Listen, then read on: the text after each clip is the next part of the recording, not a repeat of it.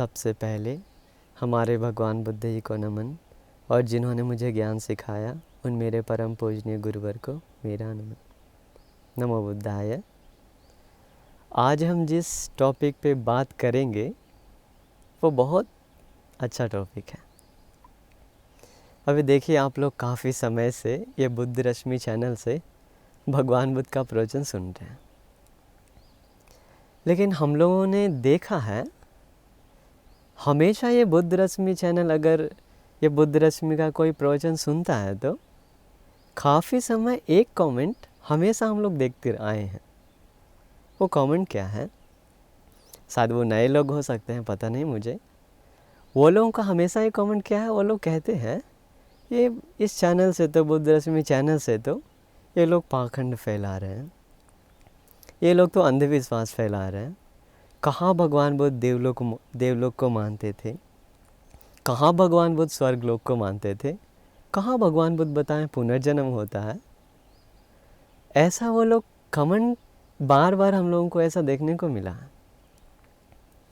तो याद रखिए, ये बुद्ध रश्मि चैनल में है, इसमें जितने भी भंतेई लोग हैं वो भंतेई लोग अपना मन का बात बताने वाले लोग नहीं हैं। इस चैनल में हम लोग जो कुछ भी बताते हैं वो हमारे तथागत भगवान बुद्ध जी का परम पवित्र बुद्ध वचन है। तो इसलिए ज़्यादातर लोगों को शायद बुद्ध वचन तो पढ़े नहीं है। वो लोग नहीं पढ़ने के कारण वो लोग अलग अलग कमेंट करते हैं, मन में सवाल उठता है। ठीक है, सवाल उठना चाहिए, लेकिन सीधा हम लोग ऐसा बोलना उचित नहीं है ना। भगवान बुद्ध स्वर्ग को नहीं मानते थे, भगवान बुद्ध कहाँ बताएं देवलोक है, भगवान बुद्ध कहाँ बताएं नरक है, भगवान बुद्ध कहाँ बताएं असुर लोग प्रेत लोग होता है। ऐसा हम लोग सोचना या बोलना उचित नहीं है, क्योंकि अगर आपको बुद्ध वचन के बारे में सही से समझना है तो हम सोचते हैं एक बार जीवन में कम से कम त्रिपिटक का अध्ययन करना पड़ेगा। आजकल ज़्यादातर लोग क्या करते हैं, वो YouTube पे इधर इधर 1-2 मिनट का 5 मिनट का थोड़ा क्लिप मिल गया तो, थोड़ा भगवान बुद्ध के बारे में कुछ ज्ञान मिल गया तो वो सुनकर सोचता है सर्वज्ञानी बन गए। वो सुनकर सोचता है भगवान बुद्ध बहुत स्वर्ग नरक नहीं मानते हैं, पुनर्जन्म नहीं मानते हैं। ऐसा उन लोग का मन में ख्याल आ जाता। तो हम ऐसा गलत नहीं बोल रहे हैं, लेकिन ऐसा 5-10 मिनट का चीज़ सुन करके इतने महापुरुष के बारे में हम लोग गलत एक संकल्प लेना गलत है। क्योंकि आप लोगों को पता नहीं, ये त्रिपिटक बहुत गहरा चीज़ है। बाकी धर्मों में हम लोग देखते हैं एक एक किताब है, वो लोग एक किताब पढ़ लिया तो उन लोग को पूरा लाइफ स्टाइल सेटल हो जाता है। उसी किताब के अनुसार जीना है, रहना है, खाना है, पीना है। पर हमारे भगवान बुद्ध का ये जो त्रिपिटक है, इसमें कभी भी कोई मिलावट आज तक नहीं हुआ। याद रखिए, त्रिपिटक के अनुसार ही हम लोग जो कुछ भी प्रवचन देते हैं वो देते हैं। कभी भी हम लोग अपना वचन नहीं बताते आप लोगों को, क्योंकि हम लोगों को डर लगता है अपना मन का वो बताने के बारे में। लेकिन जो हमारे तथागत भगवान बुद्ध जी 4 असंख्य 1 लाख कल्प तक इतने पारमिता पूर्ण की, इतने दान पारमिता को पूर्ण की, बाकी 10 पारमिताओं को पूर्ण की, वैसा एक सर्वज्ञानी महाज्ञानी तथागत भगवान बुद्ध का वचन हम लोग बताते हैं। लेकिन फिर भी लोगों को लगता है हम लोग पाखंड फैला रहे हैं, अंधविश्वास फैला रहे हैं। एक भी कहानी कुछ बताते हैं, देवता का कहानी आने के साथ लोग डांटने लगता है। कहीं पर भी स्वर्ग का कुछ बात आता है, नरक का कुछ बात आता है, लोग गुस्सा हो जाता है। इतना गुस्सा क्यों? ये गुस्सा थोड़ा भी उचित नहीं है। हम आपको अभी बताएंगे। देखिए, बुद्धिमान लोग का लक्षण क्या है। बुद्धिमान लोग कभी भी किसी बात को तुरंत नहीं मानता है, और बुद्धिमान लोग कभी भी किसी बात को तुरंत नकारता भी नहीं है। बुद्धिमान लोग का स्वभाव क्या है? वो लोग ढूंढता है, अंदर अंदर तक जाता है, जड़ तक पहुंचता है। आजकल ऐसा लोगों के पास है ही नहीं ये आदत। अभी मान लीजिए हम लोग इतना प्रवचन देते हैं तो उसमें कभी कभी किसी को कुछ फॉल्ट लग सकता है, तुरंत मन में शंका आ सकता है। तो उस समय करना क्या है, आप अगर इंटरेस्ट हैं तो बुद्धिज़्म के बारे में, भगवान बुद्ध का ज्ञान के बारे में आप पसंद है तो आप पढ़िए। पढ़ने से बहुत वो बेस्ट क्वालिटी है। हमारे गुरु बनते जी हम लोगों को बार बार बताएं त्रिपिटक का अध्ययन करते रहने के लिए। ऐसा नहीं कि एक बार पढ़ लिया तो काफ़ी है, वो अपना जीवन भर पढ़ते रहने वाला चीज़ है। तो वो फ़ायदा है। हम लोग कभी भी त्रिपिटक पढ़ते हैं तो उसमें से रोज़ कम से कम अपना जीवन को बिताने के लिए एक ना एक चीज़ ज़रूर हम ले सकते हैं। रोज़ वो एक एक कारण लेकर अपना जीवन जी सकते हैं और वो जीवन हमारा धीरे धीरे बहुत सुंदर हो जाता है। तो इसलिए याद रखिए, आप किसी भी चीज़ को सीधा स्वीकारने से पहले, सीधा नकारने से पहले उस चीज़ का अध्ययन करिए, है ना। क्योंकि अध्ययन किए बिना हम लोगों को, अगर हम भी बिना कुछ जाने समझे, बिना पढ़े किसी चीज़ के बारे में बोलेंगे तो गलत है ना। किसी के बारे में जानकर, पढ़कर, अध्ययन करके बोलेंगे तो वो सही है। तो इसलिए मैं आपको बता रहा हूँ, अगर आप बुद्धिमान हैं तो आप अंदर तक जाइए, अंदर तक जाकर अध्ययन करिए। अभी सच कहें तो ये पूरा त्रिपिटक पाली भाषा में ओरिजिनल है। क्योंकि कुछ लोग तो ऐसे भी कहते हैं कि त्रिपिटक में मिलावट हो चुका। इतना आसान त्रिपिटक में मिलावट करना नहीं है। ये दूध में पानी मिलाना जैसा इतना आसान नहीं है त्रिपिटक में मिलावट करना। किसने बताया आपको मिलावट है? ये त्रिपिटक भगवान बुद्ध का जो अरहंत भिक्षु लोग हैं, जो उन दिनों शिष्य लोग थे भगवान बुद्ध के, वो लोग अपना हृदय में बहुत इज्जत से, गौरव से कंठस्थ करके आया है। उन दिनों भगवान बुद्ध के समय त्रिपिटक को कभी लिपिबद्ध नहीं किया गया। वो लोग अपना दिल में, हृदय में धारण करके आए त्रिपिटक, पूरा कंठस्थ याद था। अरहंत आनंद बनते जी हमारे, तो उन लोग अपना अपना शिष्य परंपरा को सिखाते गया, सिखाते सिखाते जब तक, जहाँ तक मनुष्यों का मन का क्षमता उन लोगों ने देखा, भविष्य में आने वाले लोगों का मन का क्षमता क्या है, कमज़ोर है, उन लोगों को याद नहीं होगा। इसके बाद उन लोगों को जल्दी स्मरण शक्ति कमज़ोर होगा। तो बाद में अरहंत लोग ऐसा डिस्कशन करके, चर्चा करके वो सारा त्रिपिटक को वो लेखनबद्ध किया, लिपिबद्ध किया। वो भी इधर उधर कहीं भी नहीं, सिर्फ और सिर्फ श्रीलंका में हुआ। श्रीलंका को अहोभाग्य वो मिला। तो उस समय श्रीलंका में जितने भी अरहंत बनते लोग थे, वो लोग सारे त्रिपिटक को, वो लोग अपना एक मत होकर सारा त्रिपिटक को लिखा है पाली भाषा में। तो हम लोग वही बाद में हमारे गुरु बनते उसी पाली भाषा को फिर जो आम इधर जनमानस लोग हैं उन लोग को सिंगली भाषा में, सरल सिंगल भाषा में वो ट्रांसलेट किए।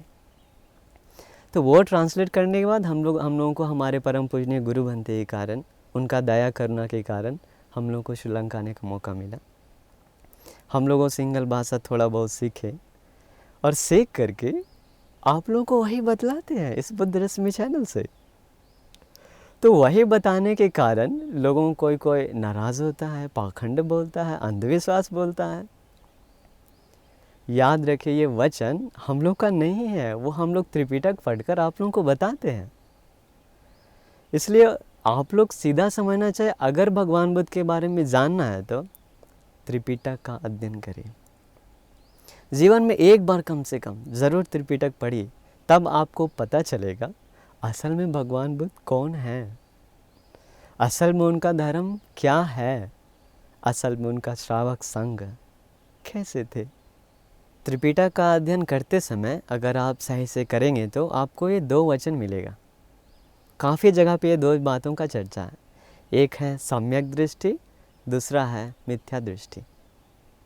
अभी देखिए ये इसी दो बातों को लोग समझता नहीं है, नहीं समझने के कारण लोग ऐसे बार बार कमेंट करता। तो इसलिए ये बात हम लोग समझना चाहिए, सम्यक दृष्टि क्या है, मिथ्या दृष्टि क्या है। सम्यक दृष्टि को भगवान बुद्ध एक जगह विस्तार से कहते हैं, जिस व्यक्ति को ये कर्म के ऊपर विश्वास है तो, और कर्म का फल के ऊपर विश्वास है तो वो सम्यक दृष्टि है। कर्म का सिद्धांत पे विश्वास करता है तो सम्यक दृष्टि है। आज भी देखिए बहुत सारा लोग ऐसा है जो कर्म पे और कर्म का फल पे विश्वास नहीं करता।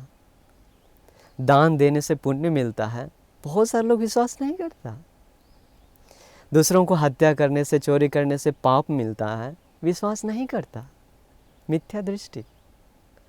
मिथ्या दृष्टि वाला लोग कभी भी भगवान बुद्ध का वचन को समझ नहीं पाएगा। भगवान बुद्ध का वचन को समझने के लिए कम से कम एक लौकिक सम्मा दृष्टि चाहिए। वो लौकिक सम्मा दृष्टि है कर्म, कर्म का फल, स्वर्ग, देवलोक। इसके बाद विश्वास करना चाहिए दुनिया में दान देने से पुण्य मिलता है, अपने माँ पिताजी को सेवा सम्मान करने से पुण्य मिलता है। नहीं तो आजकल कोई कोई लोग हैं वो क्या बोलता है, अरे ये माँ पिताजी स्पेशल नहीं है, ये लोग तो अपना लाभ के लिए ऐसा संबंध बना करके हम लोगों को जन्म दिया है, ये लोग अपना फ़ायदा देखता है। ऐसा माँ पिताजी के प्रति भी उसका हृदय में कोई दया, करुणा, सत्कार, सम्मान नहीं है। माँ बाप को भी वो लोग लात मार कर भगा देता है। देखिए मिथ्या दृष्टि है वो लोग। और कभी भी उन लोग ऐसा सोचता नहीं है कि ये जो हम कर्म कर रहे हैं ये मेरा पीछे पीछे आएगा।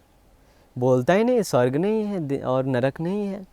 क्यों? देखिए अगर कर्म और कर्म का फल पे विश्वास होगा तो वो ज़रूर कर्म करते समय होश में करेगा।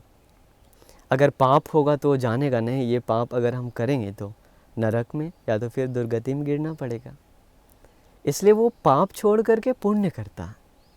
मन में खुशी आता है, मन में जो क्लेश, गंदगी है, नफ़रत है, अहंकार है, वो मैत्री बढ़ाता है। सभी सत्व प्राणी के प्रति अपना दिल में करुणा जगाता है। वो करने से उसका वो वैर दूर भागता है, वो क्रोध दूर भागता है। तो इसलिए हम लोग ये बात समझना चाहिए कि कभी भी ये अगर आपको भगवान बुद्ध का धर्म को समझना है तो त्रिपिटक पे विश्वास करिए। ये त्रिपिटक में कोई मिलावट नहीं है, इतना आसान नहीं है त्रिपिटक में कुछ मिलाना। तो इसलिए एक सम्यक दृष्टि लोगों का अंग होता है, वो लोग हमेशा सोच समझ के काम करता है। और ये बात सत्य है कि वो लोग हमेशा ये विश्वास रखता है कि भगवान बुद्ध जी जो भी बताए हैं वो बिल्कुल सत्य है। एक सम्यक दृष्टि लोगों का एक विश्वास वो भी है। अभी दुनिया में देखिए, अगर हम लोग कहते हैं तो दुनिया में ऐसे लोग हुए हैं जो लोग ये संसार का सत्य को समझ चुके हैं। उन लोगों को वो सत्य पता है। वो लोग सत्य को साक्षात करके, बोध करके, वो लोग जो कुछ भी जो बताए हैं, प्रवचन दिए या देशना दिए हैं, वो सब सत्य है। ऐसा अगर कोई मानता है तो वो सम्यक दृष्टि है। लेकिन कुछ लोग बोलता है नहीं नहीं ऐसा कोई नहीं है, जो जीवन का सच्चाई को बोध कर लिया है ऐसा दुनिया में कोई है नहीं। उन लोग मानता ही नहीं।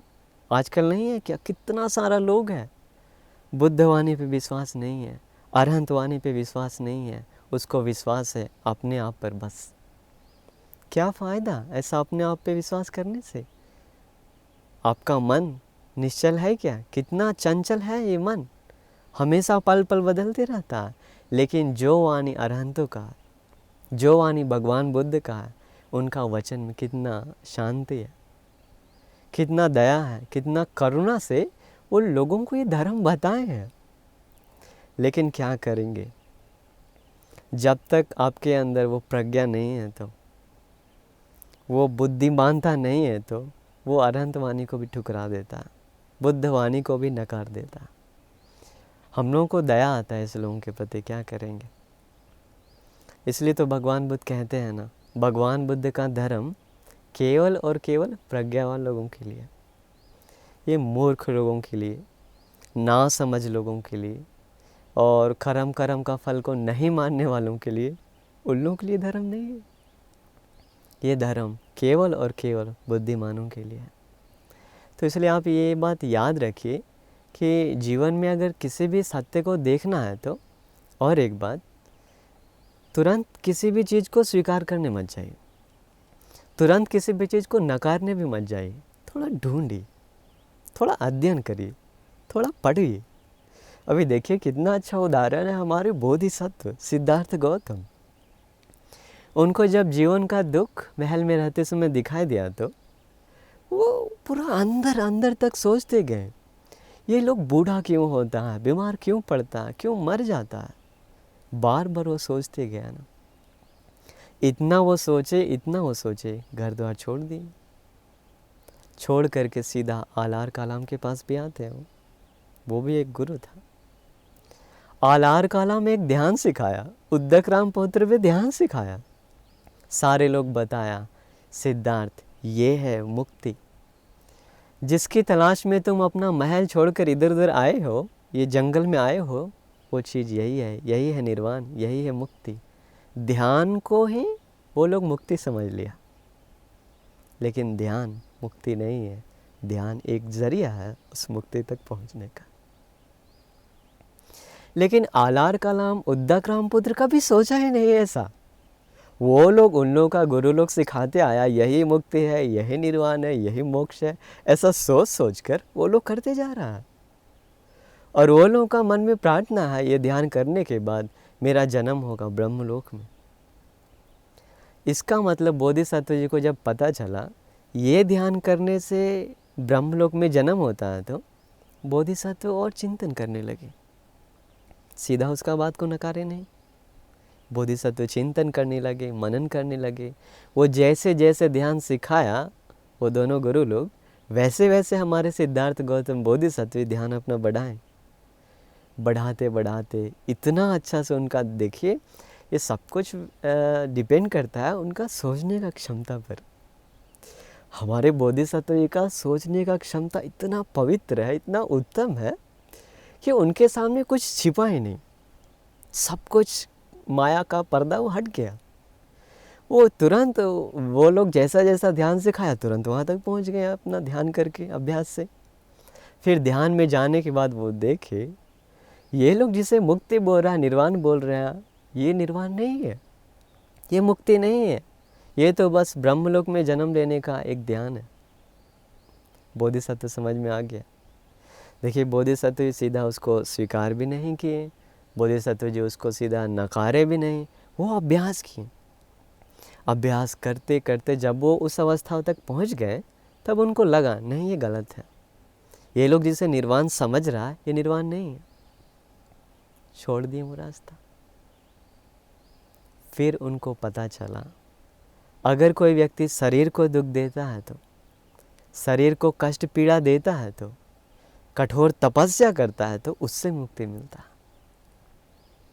वो चीज़ को भी वो छोड़े नहीं। वो चीज़ को लगातार 6 साल तक, आप लोग पढ़िए बुद्ध कौन है पुस्तक, उसमें कैसा विस्तार है, सूत्र में भगवान बुद्ध खुद बताएं कैसे कैसे वो तपस्या किए हैं उन दिनों। सारे तपस्या करते करते 6 साल हो गया, फिर भी उनको निर्वाण नहीं मिला। वो चाहते तो शुरू में नकार नहीं सकते थे क्या? कौन बोलता है कठिन तपस्या करने से मुक्ति मिलता है? नहीं मिलता है। वो चाहते तो उस बात को शुरू में नकार सकते थे, लेकिन बोधिसत्व का स्वभाव कैसा, अंदर अंदर तक जाता है, ढूंढता है, अध्ययन करता है, सीखता है, अभ्यास करता है, और जब वो उस अवस्था तक पहुंच जाता है तब उनका मन बहुत साफ है। वो दिखाई देता है क्या गलत है क्या सही है।